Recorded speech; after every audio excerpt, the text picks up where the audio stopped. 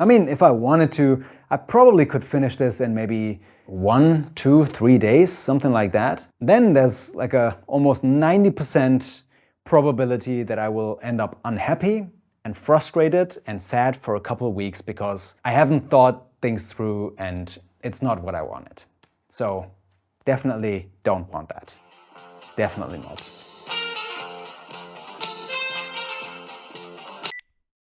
Hello, Alpay? Can you come to Paris and finish the painting in 2 days? Yeah, sometimes I wonder, why am I making any plans to begin with? I mean, most of the time it seems like the universe has its own ideas anyway, so you might as well just go with the flow. But yeah, last week I had to travel to Paris and I had to finish essentially the most important painting I worked on the entire year, and all of that within a couple days' notice. So TCL reached out to me, one of the partners of Art Basel, and they asked me if I could come to Paris and paint live in front of some of the biggest artists in the world, the biggest galleries, collectors in the art world, essentially the cream of the crop, and also be part of a little Warner Brothers documentary, but we'll get there. We'll get there, one thing after another. And I thought we'd do a little recap because the entire trip was, yeah, let's just say, quite interesting. So as I said, couple days notice. I had absolutely no idea how I should get my painting from here in Germany to Paris safely and back, because whenever you unstretch and restretch a painting, there is always the chance that something's gonna happen to it. I mean, at this point the painting was dry, yes. I was constantly thinking about, okay, but what is going to happen the last day? Because then the painting won't be dry. Not a bit. And I gotta come back here because I was going to paint live on Thursday and then come back here on Friday because Friday evening was the evening of my exhibition. So quite the challenge, if I may say. Yeah, I packed everything, I threw all the stuff in the car, and then I drove 7 or 8 hours the first day. I drove to Paris.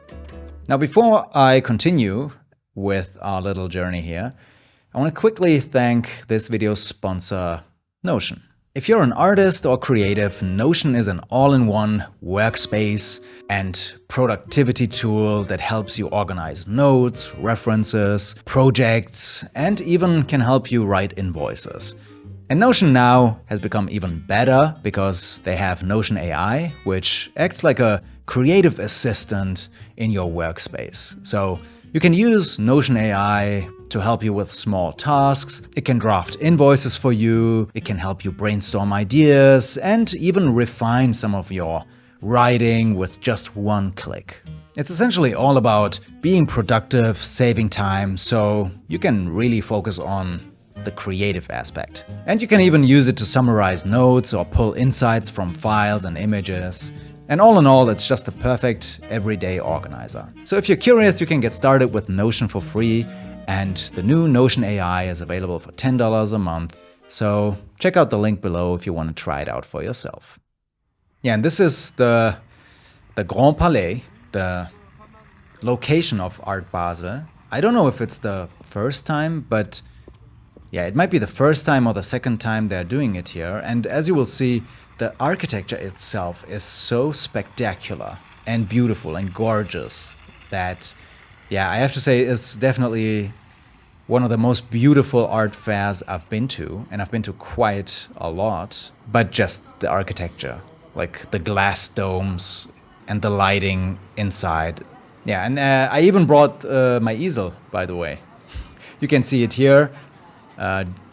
Jay, who is a director for Warner Brothers Discovery, best guy ever, by the way, just a human sunbeam, and I couldn't have done it without him. So Jay, I gotta thank you again, and I owe you a drink. But he helped me kind of carry all my stuff through the entire hall from one side to the other so I can set everything up. Oh, you did it? Including the huge ass easel. And then, yeah, this is the part where I almost frustratingly lost it, because I literally thought of everything. I mean, everything essentially.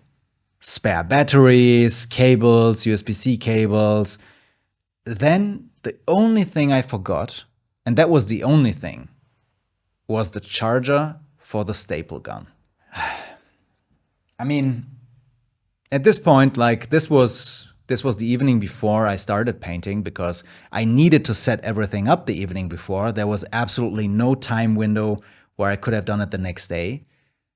And then I'm standing there with the stapler gun in my hand, empty battery, and you don't know what to do. I mean, what are you going to do? How are you going to stretch a painting without that? Luckily, though, the smarty pants that I am, I figured out a way. And that is one of the TVs they used for the booth had, just a regular cable in the back, and I kind of MacGyvered that and used it to charge the stapler gun. Long story short, it worked in the end, but for 2 hours or so, I was kind of lost and didn't know what to do. And then I had like literally, I think, 5 minutes to take a quick look at all the booth at the art fair before I needed to head back to the hotel and get some sleep, because it was a very, very busy and exhausting day. This sculpture here, by the way, was one of my favorite things that I saw. Unfortunately, I couldn't record the most fun part about it, because it moves, and I don't know, like I don't know how many minutes it collapses almost, and then it comes back to life. Kind of cool. But I didn't see much of the fair, I have to admit. Although I also need to be 100% honest with you. At this level, like the art world at this level is always the same. You got a bunch of stuff where you think like, what the hell is this? Like the shittiest things you can imagine. It all looks like amateur art. And then you got some stuff where you're like, oh, okay, I've heard this name. This is a very famous artist. Nobody knows why, but famous artist.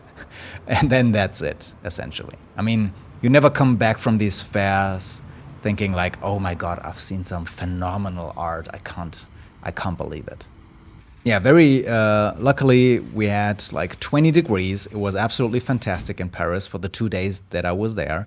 And the next morning here, actually, instead of painting, what I needed to do was recording. Because I was picked up by a camera crew and the producer of this documentary that I already mentioned for Warner Brothers Discovery. And we needed to, shoot stuff around the city. So go to different locations and shoot some B-roll, and also me gathering some inspiration. And then we ended up in the studio here with this absolutely adorable dog, by the way. I fell in love with her.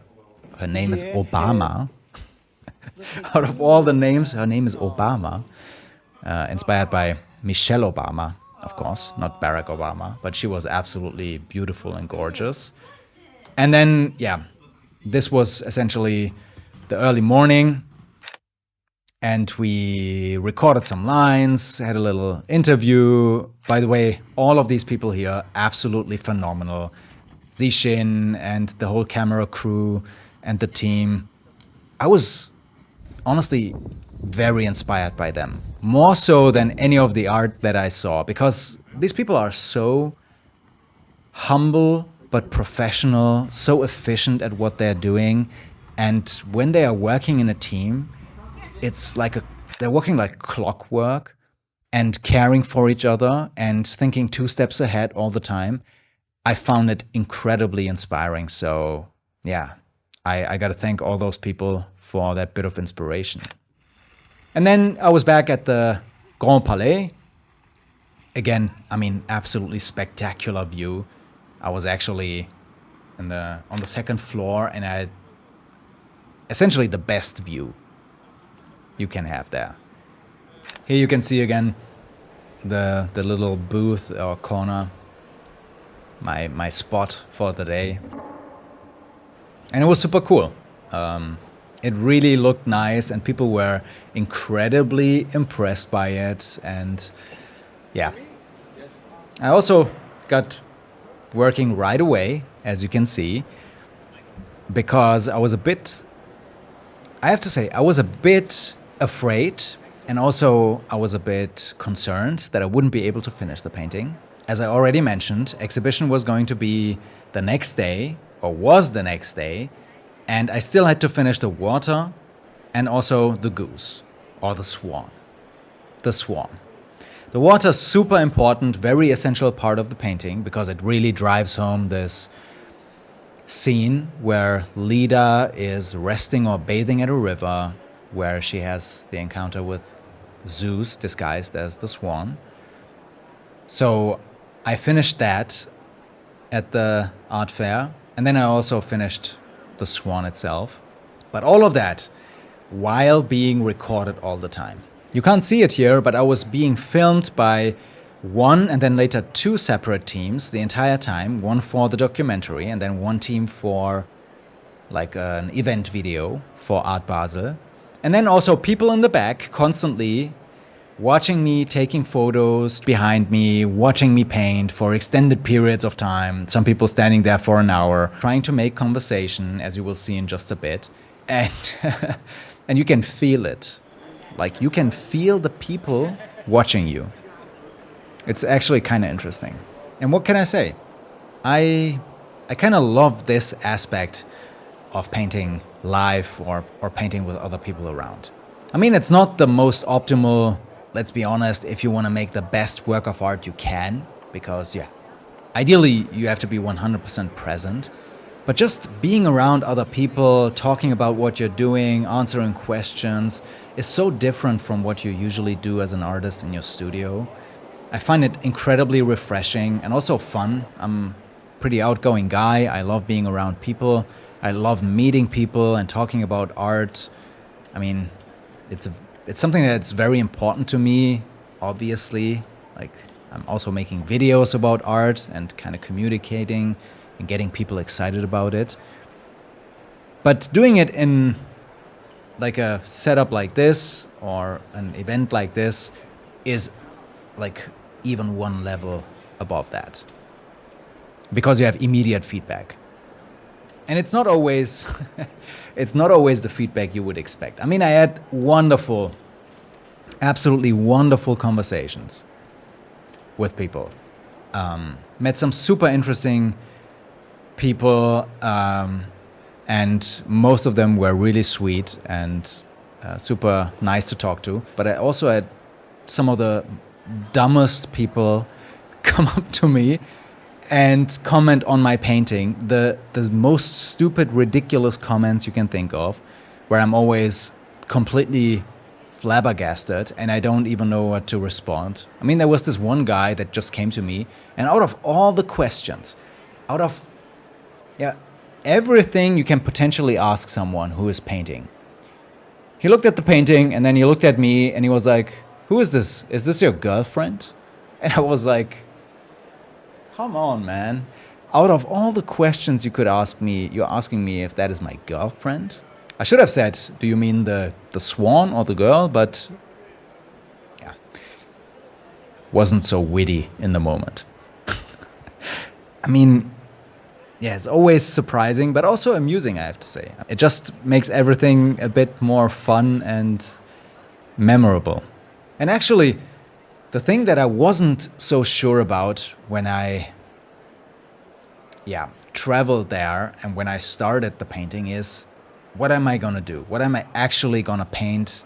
At which point am I gonna call this painting finished? Because initially I wanted to repaint the background. I'll be honest with you. I did. Actually, right up until I started painting, I wanted to repaint the background. But the more I kept thinking about it, the more I realized that the only reason I would have done that is because, well, habit, you know, just doing things or putting several layers down out of habit. Not necessarily because it would have made the painting better, but just because you feel like you have to do it. But I kept looking at the painting, and the more I kept looking, the more I felt like the background was perfect the way it is. The color was perfect, the texture, the brush strokes, the way this almost chaotic, busy background kind of creates depth because the figures are set against it and they are quite opaque and flat. So you have this illusion of this background that's really far back and then the figures in the foreground. And the color was perfect. And it's actually quite luminous because it's a transparent layer of paint. So you really use the white of the canvas to your advantage. So eventually I thought, you know what? I'm just going to leave it the way it is. I'm just going to finish the hair, which I did. And the swan in the foreground and the water. And that's it. And honestly, I think that was the best decision I could have made. I also have to admit, I am a bit surprised that I pulled off painting the goose because it's not super easy and straightforward. Yeah, I wasn't sure I was going to be able to do it because, again, constantly distracted, constantly in conversations, and finding the right balance between like this loose feathers, but also something that kind of looks refined and detailed, and also capturing how the feathers reflect the light. All of that stuff is not super easy. Yeah, and then you might be wondering, what did you do after that? How did you get back? Well, more or less the same. And this is here, by the way, the next morning already, where I came back to Art Basel in the morning with all the workers. Yeah, it was kind of interesting because completely different set of people, completely different vibe. Everything was like a stark contrast to how this fair looked during the day. And then also one of my absolute favorite moments and shots from this trip is this single pigeon that found its way to the art fair, which I found, I don't know, like a beautiful image, maybe even a metaphor for this whole event. Is almost out of place, but at the same time, exactly where it needs to be. But yeah, then I wrapped up the painting, the completely wet painting, by the way. And since I couldn't roll it up, I had to lay it flat in the car. Don't ask me how I did that. You don't even want to know. And then I drove back 7 hours to Germany to make it back in time to my show. And that was 2 days that went by and felt almost like a dream because I didn't get much sleep and it was quite eventful and stressful and hectic and also exciting and a wonderful experience. I met so many lovely people. I learned a lot about myself. There's always a lot of thinking involved with artists and creative people, but once you switch off your brain and you just do it, you will be 100% surprised what you're capable of. I didn't think I would be able to pull it off, at least not to this degree, I have to admit, because I am 100% happy with the final result, and I didn't expect that. I thought that maybe I bit off more than I can chew, let's put it that way. But that is really like one of the major takeaways that I have from the past few months, also leading up to my exhibition, because like all of the paintings that I worked on, it was so much and so much frustration and so many things didn't work out. But I realized once you go through this period, that almost seems like it's impossible, frustrating, hard, annoying. Once you lose all those sleepless nights and you go through it, you realize how much you are actually capable of. And you come out of it almost feeling like a superhero, like a literal superhero, because you've done something you never thought you'd be able to do. Yeah, now I can't wait to work on some other things. Very much looking forward to the next few weeks because, well, I'm not going to slow down, not a bit actually. I'm really looking forward to working on some of my passion projects again. I'm already thinking, what should I do? Should it be another video game related painting, which I would love to do? Should it be a movie scene maybe? Maybe a giant movie scene? I always wanted to do that. I know I've mentioned it before, but I've still never done it. Or should I, for a change, make an anime painting, something anime inspired? I don't know. Let me know in the comments down below what you would like to see in the next few weeks. Also, let me know in the comments down below how you like the painting. I would love to hear your thoughts on it. And yeah, see you guys in the next video.